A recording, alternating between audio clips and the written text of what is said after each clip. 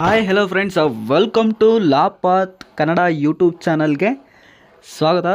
So ಇವತ್ತಿನ ವಿಡಿಯೋದಲ್ಲಿ ನಾನು ನಿಮಗೆ ಇನ್ನೊಂದು ಇಂಪಾರ್ಟೆಂಟ್ ಸಬ್ಜೆಕ್ಟ್ ಆಗಿರುವಂತಹ ಯಾರೆಲ್ಲ LLB ಸ್ಟೂಡೆಂಟ್ಸ್ ಆಗಿದ್ದೀರೋ ಅವ್ರಿಗೆ ಪ್ರತಿಯೊಬ್ಬರಿಗೂ ಇಂಪಾರ್ಟೆಂಟ್ ಆಗಿರೋ ವೀಡಿಯೋನ ನಾನು ನಿಮ್ಗೆ ತೊಗೊಬಂದಿದ್ದೀನಿ. ಕಾನ್ಸ್ಟಿಟ್ಯೂಷನ್ ಬಗ್ಗೆ ಇಂಪಾರ್ಟೆಂಟ್ ಆಗಿರೋ ಕ್ವಶನ್ಸ್ನ ನಾನಿಲ್ಲಿ ನಿಮಗೆ ಕೊಡ್ತಾ ಇದ್ದೀನಿ ಗೈಸ್. ಸೊ ನನ್ನ ಪ್ರಕಾರ ನಾನು ಅನಾಲಿಸಿಸ್ ಮಾಡಿರೋ ಪ್ರಕಾರ ಲಾಸ್ಟ್ 10 to 15 ಇಯರ್ಸ್ ಕ್ವಶನ್ ಪೇಪರ್ನ ಅನಲೈಸ್ ಮಾಡಿ ಈ ಒಂದು ವೀಡಿಯೋನ ನಾನು ಮಾಡಿರ್ತೇನೆ ಗೈಸ್.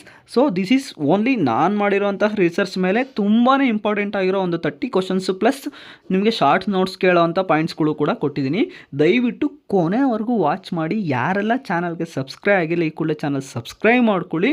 ವಿಡಿಯೋ ಇಷ್ಟ ಆದರೆ ಮಾತ್ರ ಲೈಕ್ ಮಾಡಿ. ನಿಮ್ಮ ಫ್ರೆಂಡ್ಸ್ ಆ್ಯಂಡ್ ಫ್ಯಾಮಿಲಿ ಗ್ರೂಪ್ಸ್ಗೆ, ಕಾಲೇಜ್ ಗ್ರೂಪ್ಸ್ಗೆ ದಯವಿಟ್ಟು ಈ ಒಂದು ವಿಡಿಯೋನ ಉಪಯುಕ್ತವಾಗಿದ್ದರೆ ಮಾತ್ರ ಶೇರ್ ಮಾಡಿ ಅಂತ ಕೇಳ್ಕೊತಾ ಇದ್ದೀನಿ ಗೈಸ್.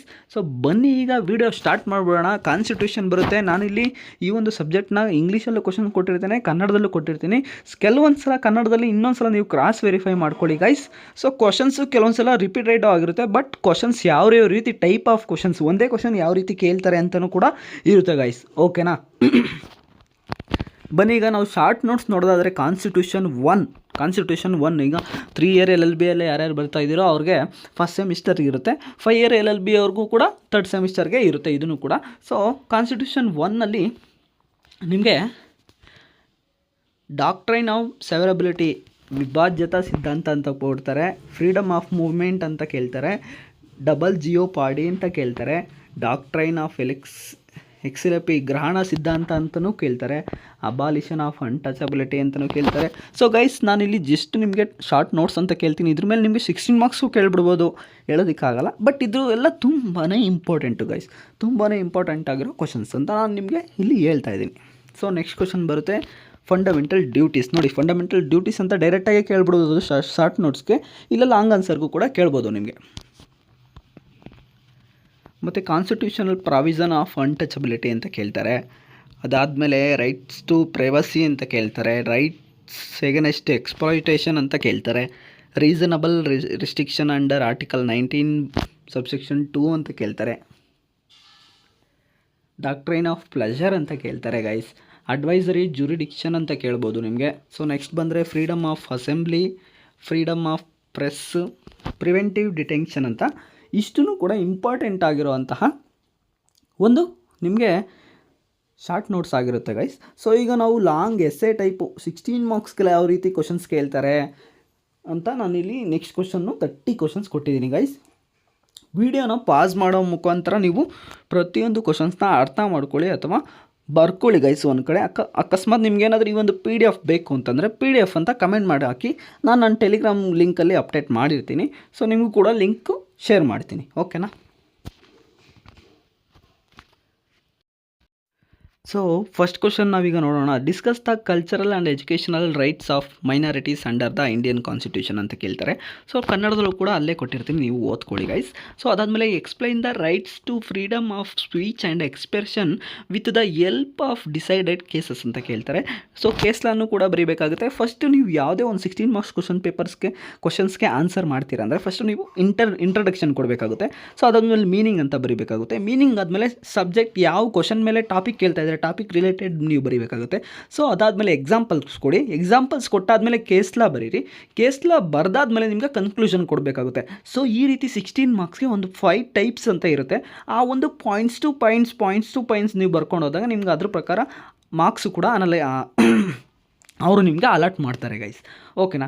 ಸೊ ನೆಕ್ಸ್ಟ್ ಕ್ವಶನ್ ಬಂದು discuss the provision of article 16 relating to equality of opportunity in public employment. Article 16 ಬಗ್ಗೆ ನಾವು ಓದ್ಕೊಳ್ಳಿ, ತುಂಬಾ ಇಂಪಾರ್ಟೆಂಟು. ಆರ್ಟಿಕಲ್ 19 ಓದ್ಕೊಳ್ಳಿ, ಆರ್ಟಿಕಲ್ 20 ಓದ್ಕೊಳ್ಳಿ, ಆರ್ಟಿಕಲ್ 12 ಓದ್ಕೊಳ್ಳಿ. ಸೊ ಇವೆಲ್ಲವೂ ತುಂಬಾ ಇಂಪಾರ್ಟೆಂಟು. ಅದ್ರ ಬೇಸಿಸ್ ಮೇಲೆ ನಾನಿಲ್ಲಿ 30 ಕ್ವಶನ್ಸು ಕೂಡ ಮಾಡಿದ್ದೀನಿ ಗೈಸ್. ಓಕೆನಾ? ಅದಾದಮೇಲೆ ನಿಮಗೆ ಎಕ್ಸಾಮ್ಗೆ ಯಾವ ರೀತಿ ಆನ್ಸರ್ ಬರೆದ್ರೆ ಮಾರ್ಕ್ಸ್ ಕೊಡ್ತಾರೆ ಅಂತ ಅಂದ್ಬಿಟ್ಟು ವೀಡಿಯೋ ಬೇಕು ಅಂತಂದರೆ ದಯವಿಟ್ಟು ಕಮೆಂಟ್ ಮಾಡಿ ತಿಳಿಸಿ. ನಾನು ಅದ್ರ ಬಗ್ಗೆ ಕೂಡ ವೀಡಿಯೋ ಮಾಡಿ ತಿಳಿಸ್ತೀನಿ. ನೆಕ್ಸ್ಟ್ ಕ್ವಶನ್ ಬರುತ್ತೆ article 14 permits reasonable classification but prohibits class legislation explain ಅಂತ ಕೇಳ್ತಾರೆ. So explain the scope of other authorities under article 12 ಅಂತ ಕೇಳ್ತಾರೆ. ತುಂಬಾ ಇಂಪಾರ್ಟೆಂಟು ಗೈಸ್.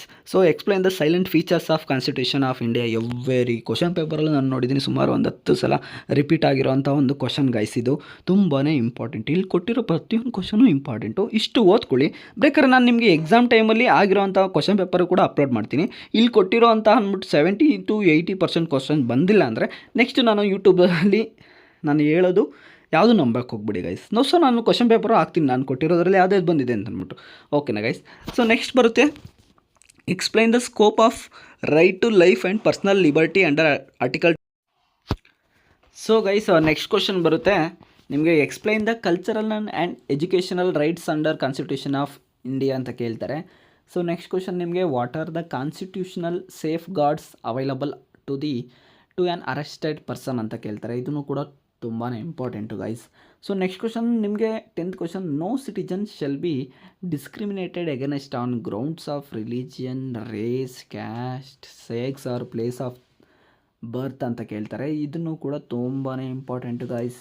ಎಲ್ಲ ಕ್ವಶನ್ಸು ಇಂಪಾರ್ಟೆಂಟು, ಆರಾಮಾಗಿ ಓದ್ಕೋಬೋದು ನೀವು. ದಯವಿಟ್ಟು ಓದ್ಕೊಳ್ಳಿ, ಇನ್ನೂ ಒಂದು ವಾರ ಇದೆ ಎಕ್ಸಾಮ್ಸ್ಗೆ. ಸೊ ಈ ವಿಡಿಯೋನು ಶೇರ್ ಮಾಡಿ guys. Explain the objectives enshrined in the preamble of the Indian constitution ಅಂತ ಕೇಳ್ತಾರೆ. ಇದನ್ನು ಕೂಡ ತುಂಬಾ ಇಂಪಾರ್ಟೆಂಟು ಗೈಸ್ ಫಸ್ಟ್ ಚಾಪ್ಟ್ರಲ್ಲಿ. So is the Indian constitution federal or unitary discuss ಅಂತ ಕೇಳ್ತಾರೆ. ಇದನ್ನು ಕೂಡ ತುಂಬಾ important guys. So next question explain the constitutional position of the president of India ಅಂತ ಕೇಳ್ತಾರೆ. ಸೊ ಈ ಒಂದು ಕ್ವಶನು ಕೂಡ ತುಂಬಾ ಲಾಸ್ಟ್ ಇಯರ್ಸ್ ಎಲ್ಲ ರಿಪೀಟೆಡ್ ಆಗಿತ್ತು, ಅದಕ್ಕೋಸ್ಕರ ನಾನು ನಿಮ್ಗೆ ಕೊಟ್ಟಿದ್ದೀನಿ. So next explain the fundamental rights under the Indian constitution ಅಂತ ಕೇಳ್ತಾರೆ. Explain the right to freedom of religion with the decided cases ಅಂತ ಕೇಳ್ತಾರೆ. ನೆಕ್ಸ್ಟ್ ಕ್ವಶನ್ ಬಂದು difference between fundamental rights of citizens and non citizens ಅಂತ ಕೇಳ್ಬೋದು guys. ಇದನ್ನು ಕೂಡ ತುಂಬಾ ಇಂಪಾರ್ಟೆಂಟು. ನೆಕ್ಸ್ಟ್ ಕ್ವಶನ್ ಬರುತ್ತೆ what is citizenship, explain acquisition and termination of citizenship ಅಂತ ಕೇಳ್ತಾರೆ ಗೈಸ್. ಅದಾದಮೇಲೆ discuss the importance of DPSP ಬಗ್ಗೆನೂ ಕೇಳ್ತಾರೆ, directive principles of state policy ಅಂತ ಅಂದ್ಬಿಟ್ಟು. So next discuss the importance of DPSP ಆದಮೇಲೆ explain the nature and scope of the right to constitutional remedies ಅಂತ ಕೇಳ್ತಾರೆ ಗೈಸ್. ಸೊ ರೆಮಿಡೀಸ್ ಮೇಲೆ ನಿಮಗೆ ಡೈರೆಕ್ಟಾಗಿ ಶಾರ್ಟ್ ನೋಟ್ಸು ಕೇಳ್ಬೋದು, ಅಥವಾ ಈ ಒಂದು 16 ಮಾರ್ಕ್ಸ್ ಕ್ವಶನ್ನು ಕೇಳ್ಬೋದು. ತುಂಬಾ ಇಂಪಾರ್ಟೆಂಟು. ಅದಾದಮೇಲೆ explain the doctrine of separation of powers ಅಂತ ಕೇಳ್ತಾರೆ. ಇದನ್ನು ತುಂಬಾ ಇಂಪಾರ್ಟೆಂಟು.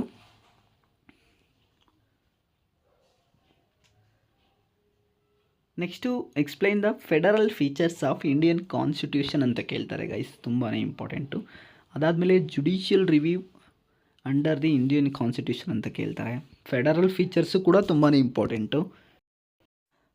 ಸೊ ಅದಾದಮೇಲೆ next question explain the relationship between fundamental rights and DPSP ಅಂತ ಕೇಳ್ತಾರೆ. ಅದಾದಮೇಲೆ next question explain the nature of the Indian constitution ಅಂತ ಕೇಳ್ತಾರೆ. Next question explain the powers and functions of supreme court of India. So ಇದೊಂದು questions ನಿಮಗೆ extra ಕೊಟ್ಟಿದ್ದೀನಿ ನಾನು ನಿಮಗೆ. ಈ ಒಂದು ಕ್ವಶನ್ಸು ಸಿಲೆಬಸ್ಸಲ್ಲಿ ಇಲ್ಲ. ಸೊ ಆದ್ರೂ ಇಲ್ಲಿ ಟೈಪ್ ಆಗೋದ್ರಿಂದ ನಾನು ಆ ಕ್ವಶನ್ಸ್ ಯಾವುದೋ ಒಂದು ಲಾಸ್ಟ್ 15 years ಬ್ಯಾಕಲ್ಲಿ ಕ್ವಶನ್ ಪೇಪರಲ್ಲಿ 10 ಮಾರ್ಕ್ಸ್ ಈ ಥರ ಟೋಟಲ್ ರಿಟ್ಸ್ ಅಂತಲೇ ಕೇಳಿಬಿಡ್ತಾರೆ. ತುಂಬಾ ಇಂಪಾರ್ಟೆಂಟ್ ಕ್ವಶನ್ಸು. ಈ ಕ್ವಶನ್ಸ್ ಮಾತ್ರ ಪ್ರತಿಯೊಬ್ಬರು ತಪ್ಪದೇ ಓದ್ಕೊಳ್ಳಿ guys. So explain the preventive detention under the Indian constitution ಅಂತ ಕೇಳ್ತಾರೆ. ಅದಾದಮೇಲೆ ಈ ಕ್ವಶನ್ನು ಅಲ್ಲೂ ಕೂಡ ಬಂದಿತ್ತು, ಅಥವಾ ಈ ಥರನೂ ಬರುತ್ತೆ. ಶಾರ್ಟ್ ನೋಟ್ಸ್ಗೆ ಈಗಾಗಲೇ ಹೇಳಿದ್ದೀನಿ. ಇದನ್ನು 29th ಕೂಡ ನಾನು ಈಗಾಗಲೇ ಹೇಳಿದ್ದೀನಿ. ಅದಾದಮೇಲೆ explain the concepts of reasonable restriction under article 19 ಅಂತ ಕೇಳ್ತಾರೆ ಗೈಸ್. ಇದಿಷ್ಟು ಆರ್ಟಿಕಲ್ಸ್ ನಿಮ್ಗೆ ಇಂಪಾರ್ಟೆಂಟ್ ಆಗಿರುವಂತಹ ಕ್ವಶನ್ಸ್ ಆಗಿರುತ್ತೆ. ಇದಿಷ್ಟು 30 ಕ್ವಶನ್ಸ್ ಪ್ಲಸ್ ಶಾರ್ಟ್ ನೋಟ್ಸ್ ನಾನು ಏನೆಲ್ಲ ಹೇಳಿದ್ನೋ ಅದು ಬಂದು ಕಾನ್ಸ್ಟಿಟ್ಯೂಷನ್ ಒಂದು ಸಬ್ಜೆಕ್ಟ್ನ ತುಂಬಾ ಇಂಪಾರ್ಟೆಂಟ್ ಆಗಿರೋವಂಥ ಒಂದು ವಿಡಿಯೋ ಆಗಿತ್ತು. ಈ ವಿಡಿಯೋ ಏನಾದರೂ ನಿಮಗೆ ಉಪಯುಕ್ತ ಆಗಿದರೆ, ಇಷ್ಟ ಆಗಿದರೆ ದಯವಿಟ್ಟು ಚಾನಲ್ಗೆ ನೀವು ಇನ್ನೂ ಹೊಸಬ್ರಾಗಿದ್ದರೆ ಸಬ್ಸ್ಕ್ರೈಬ್ ಆಗಿಲ್ಲ ಅಂದರೆ ಈ ಕೂಡಲೇ ಚಾನಲ್ಗೆ ಸಬ್ಸ್ಕ್ರೈಬ್ ಮಾಡ್ಕೊಳ್ಳಿ. ಈ ವಿಡಿಯೋ ಇಷ್ಟ ಆಗಿದರೆ ಮಾತ್ರ ಲೈಕ್ ಮಾಡಿ ಅಂತ ಕೇಳ್ಕೊತ ಸಿಗ್ತೀನಿ ಗೈಸ್ ಮುಂದಿನ ವೀಡಿಯೋದಲ್ಲಿ. ಎಲ್ಲಿವರೆಗೂ ಟೇಕ್ ಕೇರ್, ಬಾಯ್. ಯಾವುದ್ರ ಬಗ್ಗೆ ವೀಡಿಯೋ ಮಾಡಬೇಕು ನೆಕ್ಸ್ಟ್ ಅಂತ ಅಂದ್ಬಿಟ್ಟು ದಯವಿಟ್ಟು ಕಮೆಂಟ್ ಮಾಡಿ ತಿಳಿಸಿ ಗೈಸ್.